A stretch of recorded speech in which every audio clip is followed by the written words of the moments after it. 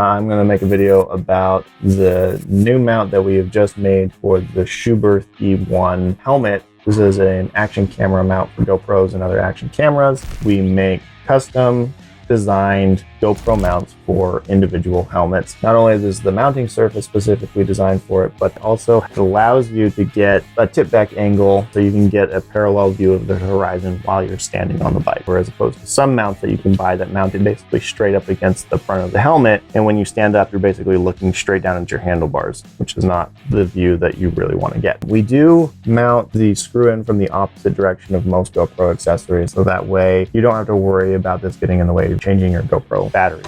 We've made these out of a hard rubberized material. You can see they are somewhat flexible. They're flexible enough to be impact resistant. We've smashed these things with sledgehammers. We've run them over with trucks. It was perfectly usable after that. Like, you don't have to worry about crashing in them. You might take a jump and smash your face on your handlebars, or go over the bars entirely and smash your face on the ground. You might break the tape loose, in which case you'd have to replace the tape, but the mount is going to be fine. With that being said, I want to talk about this mount, which is our light mount, which we make for every one of the helmets that we make. We add this additional lobe that allows you to mount a light upside down underneath the camera. This allows you to ride at night and get really good night riding footage, but it's more about your ability to see where you're able to go. So you get to see into corners as you're turning through corners if you're riding on winding mountain roads or fire roads at night. It also gives you better light on the terrain that you're riding over, because the light on your bike is going to be shining across the terrain that you're riding over, which is going to leave dark holes in the ground if there's any kind of rough terrain. This is going to shine down on the terrain that you're riding over, which is going to fill in all of those dark holes and allow you to see more completely the terrain that you're riding over. But the light is fully adjustable, so you could point it straight down if you wanted to, or straight up if you wanted to. You could mount this and another light on top of it,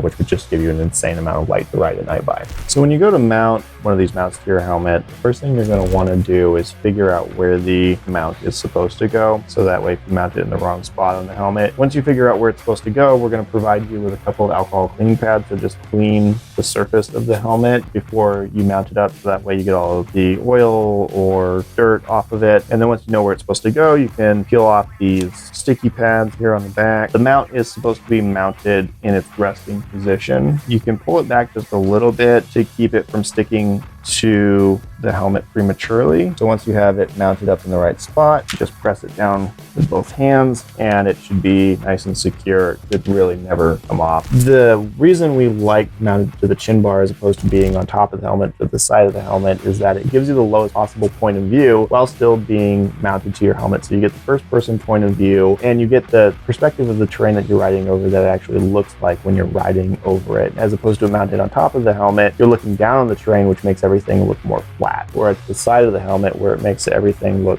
kind of off to the side and just kind of gives you this kind of weird cockeyed feeling. Mounting it to the chin bar keeps it centered with your point of view and gives you the best possible point of view that you can get while riding. It also gives you really good audio pickup because it is right in front of your mouth as opposed to it being on top of the helmet where you might not be able to hear what you're saying. I ride hard for 10-15 minutes and then I take a break, let my hands regain their feeling.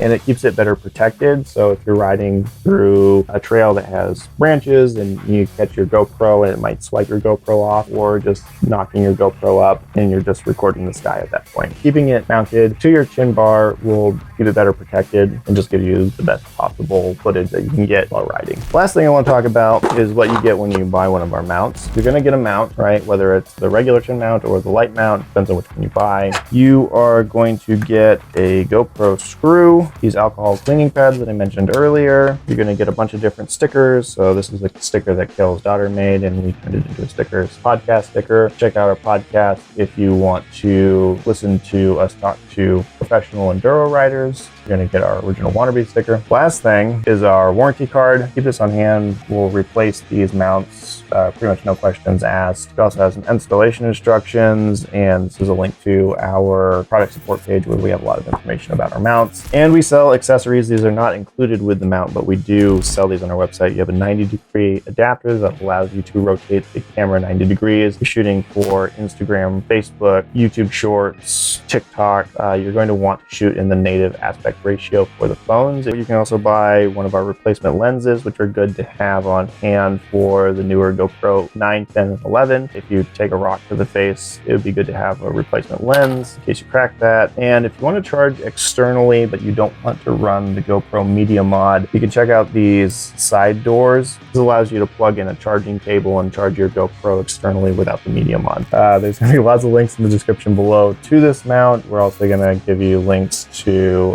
Instagram, where we have video of our cameras in action being recorded using our mounts. Subscribe to our channel, check out our podcast. Thank you for watching.